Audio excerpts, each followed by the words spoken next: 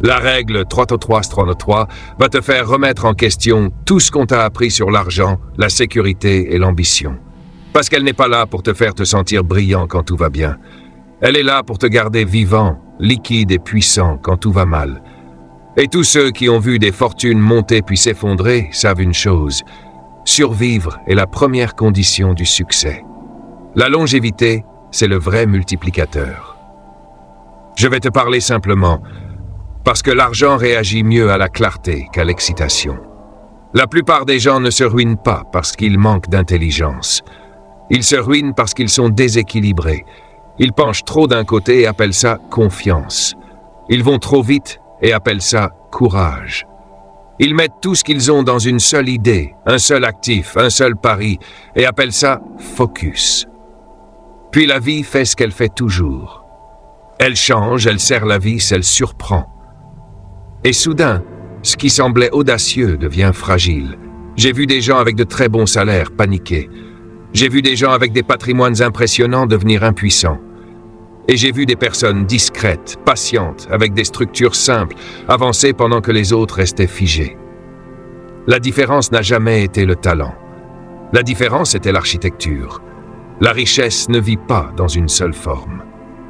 Elle n'a jamais vécu dans une seule forme. Elle existe dans différents états, et chacun réagit différemment sous pression. Un état résiste à l'inflation. Un autre crée de la croissance grâce au travail et aux compétences. Un autre te donne de l'oxygène quand l'air devient rare. Quand tu mélanges ces rôles ou que tu les compresses en un seul bloc, tu construis un système qui ne marche que lorsque les conditions sont parfaites. Et les conditions ne sont jamais parfaites très longtemps. Voilà le piège le plus courant. On apprend aux gens que des ressources immobiles sont des ressources gaspillées. Alors ils mettent tout en mouvement. Ils déploient presque tout dans l'immobilier, dans une entreprise, dans l'expansion. Ils sont fiers d'être à fond. Pendant un temps, ça fait du bien. Puis un ralentissement arrive. Un locataire part. Un client retarde son paiement. Le crédit se resserre. Une opportunité apparaît et demande de la vitesse. Et là, ils découvrent une vérité. Posséder sans flexibilité, ce n'est pas la liberté. C'est l'exposition. Ils possèdent beaucoup, mais ils contrôlent très peu. D'autres tombent dans l'excès inverse. Ils cherchent la sécurité en se retenant. Ils empilent des ressources dans des comptes qui rassurent. Ils se disent qu'ils sont responsables. Mais le temps travaille contre eux en silence. Le pouvoir d'achat s'érode. Les opportunités passent sans être saisies. La peur se déguise en prudence. Et des années plus tard, ils comprennent qu'ils se sont protégés des pertes, en garantissant la stagnation. La personne disciplinée évite ces deux extrêmes parce qu'elle comprend une vérité simple. Tu n'as pas besoin d'être investi à 100% pour être engagé à 100%. Tu as besoin de structure. Tu as besoin d'un équilibre qui ne dépend pas de ton humeur, de ta confiance, ni du dernier titre choc. Quand l'équilibre est intégré au système, tu n'as plus à deviner quand être agressif ou prudent. La structure pense pour toi. Imagine ceci. Si tout ce que tu contrôles est bloqué dans quelque chose que tu ne peux pas ajuster facilement, tu es vulnérable, même si sur le papier c'est impressionnant. Et si tout ce que tu contrôles reste immobile, tu offres ton futur petit à petit. La vraie force vient d'avoir plusieurs moteurs qui tournent à des vitesses différentes. Un moteur stable, un moteur productif et un moteur immédiatement disponible. Ensemble, ils te donnent de la résilience. La liquidité est souvent mal comprise. Beaucoup la voient seulement comme l'argent d'urgence, à toucher uniquement quand ça va mal. C'est une erreur qui garde les gens petits. Être prêt, ce n'est pas vivre dans la panique. C'est vivre avec du choix. Quand les conditions changent, la personne qui peut agir sans vendre, sans emprunter, sans supplier, c'est elle qui a le levier. Une opportunité ne prévient presque jamais longtemps à l'avance. Elle arrive soudainement, souvent déguisée en chaos. La personne préparée la reconnaît, non parce qu'elle est plus intelligente, mais parce qu'elle est prête. Le manque de liquidité n'est pas seulement gênant, il est coûteux. Quand tu dois vendre, tu acceptes moins que la valeur réelle. Quand tu dois emprunter, tu payes plus que nécessaire. Quand tu dois attendre, quelqu'un d'autre bouge avant toi. Tout ça n'apparaît pas dans les projections optimistes, mais tout ça apparaît dans la vraie vie. C'est pour ça que tant de gens capables finissent frustrés. Ils ont travaillé dur, mais ils ont bâti un système qui a enfermé leur propre progression.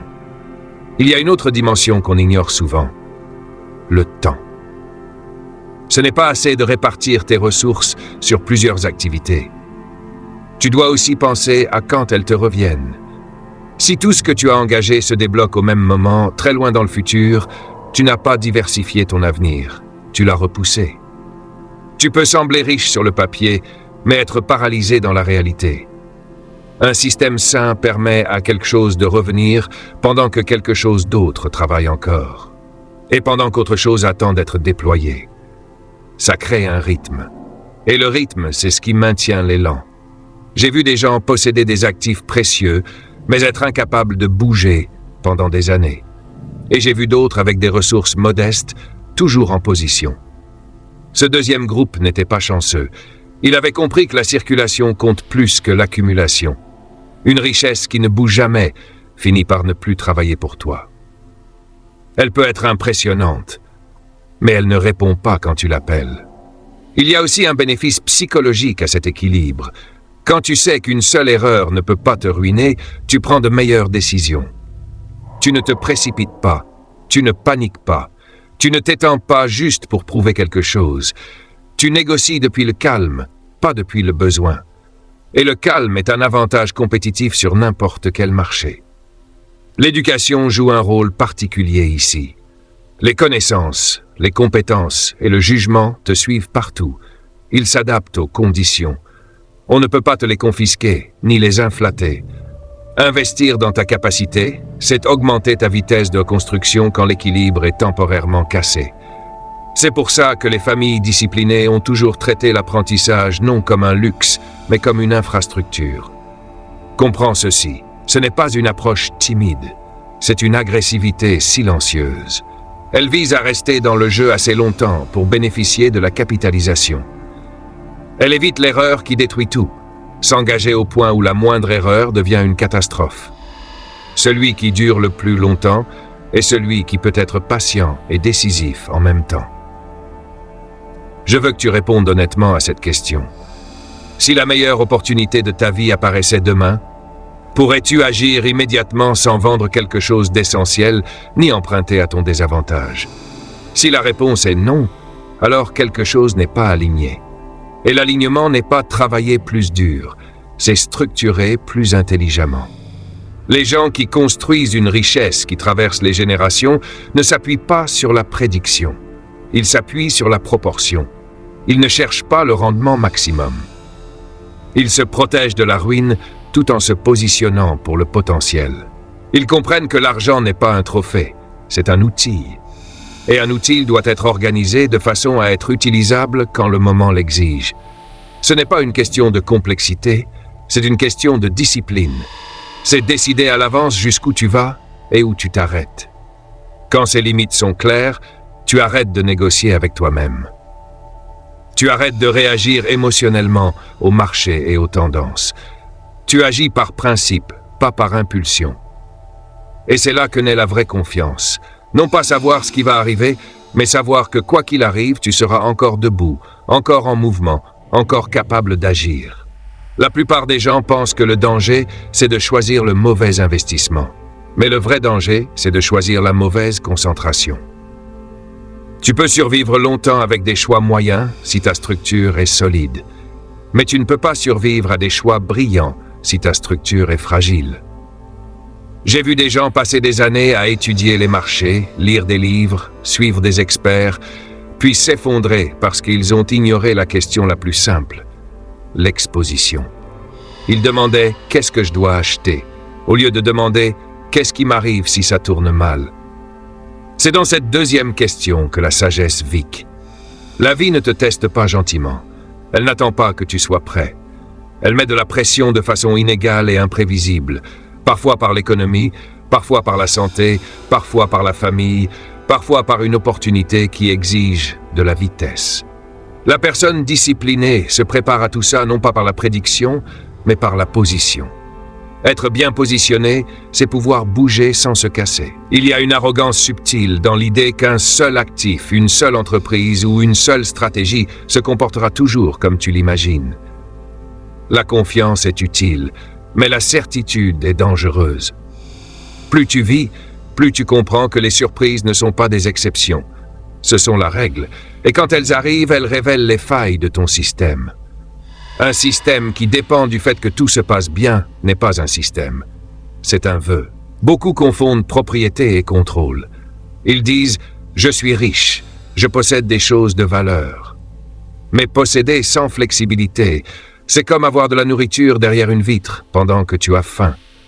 Une valeur qui n'est pas accessible quand tu en as besoin reste théorique. Le contrôle vient des options.